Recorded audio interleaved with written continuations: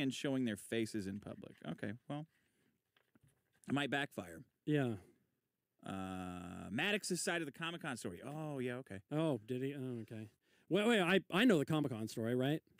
Yeah, the cat girl called in. Yeah, that was the... Okay, yep. Ruined everyone's day with her shit. A couple of dickheads were trying to organize a gangbang of her. She was like...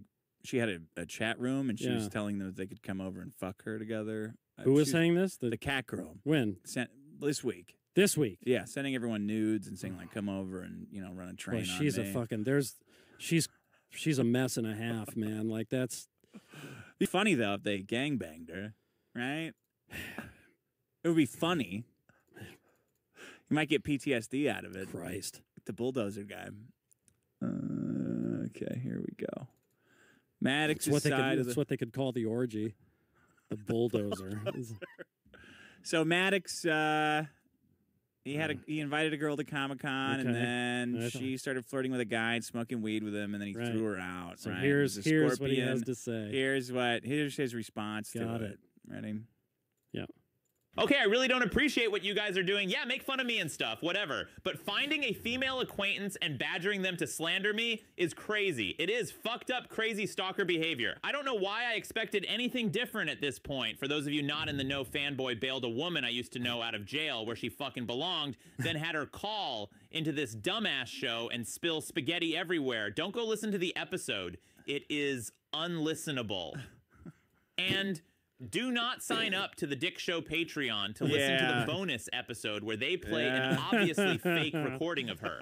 She almost sounds coherent in it. That's how you know it is fake. Well, he might have a point there. Yeah, you got a point, man. Okay. The gist of it is... her talking about the dick pics on the iWatch, though. Yes. Maddox sending her dick pics on her iWatch. iWatch, yeah. That was funny. It was funny.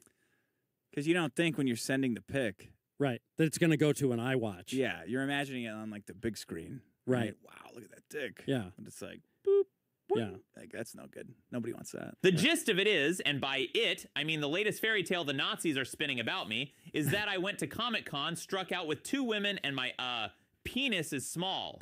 Wow. So original, grow up. How gullible are you guys? I have been feuding with Sean for over half a decade, and suddenly, this embarrassing story that isn't even that embarrassing falls into his lap. Life isn't a movie, but my life is kick-ass. Yes, there is a story, and I am here to set the record straight. Set sail and buckle in chumps, because you are about to learn about my real Comic-Con adventure. Yes. Okay, here we go. So Catgirl hit me up because she was a fan of my writing. That was surprising because normally my fans are more cogent. She sent me nudes, but I wasn't interested. Let's just say the only kind of hefty I like is garbage bags. No interest in women who look like garbage bags. But yeah, chicks would hit me up all the time. They still do, actually. I'm just drowning in pussy. Anyway, that's how the second girl comes into the story. She's black, by the way. She was a fan and she wanted to go to Comic-Con, but was broke. I paid her way there, and no, I did not expect anything sexual in return. I would never demand a fan eat my ass. Fanboy probably would, but I am a gentleman and I believe in reparations. She's black, by the way.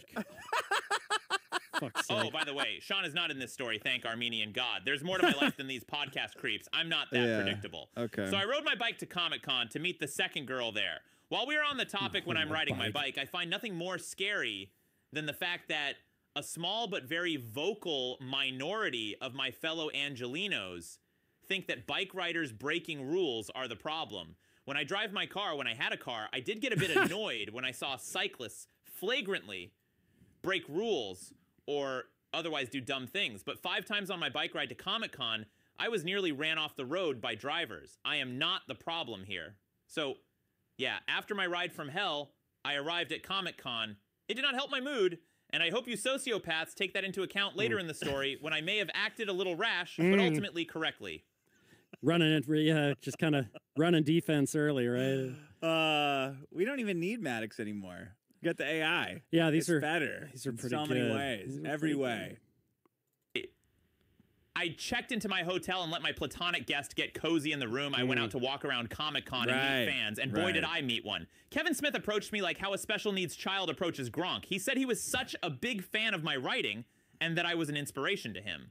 He wanted me in a movie, but I shot him down brutally. He asked why, like a bitch, and apparently I had to explain to him he made Chasing Amy, which is a film about Ben Affleck aggressively pursuing a lesbian. That's right.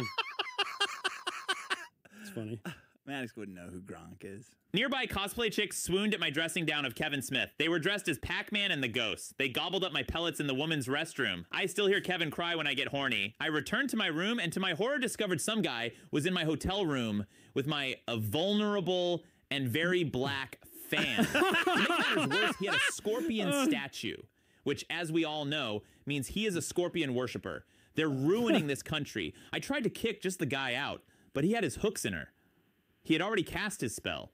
So I had to kick them both out while I destroyed the source of his power, the scorpion statue. Unfortunately, it was strong, so I needed tools, but I couldn't just walk outside with it. They'd rip me to pieces. So I used the bottle of lube I always have with me for non-sexual reasons and hid the scorpion up my ass. It's not gay, it's heroic. I crab walked to a junkyard to destroy the demon in one of those car presser things.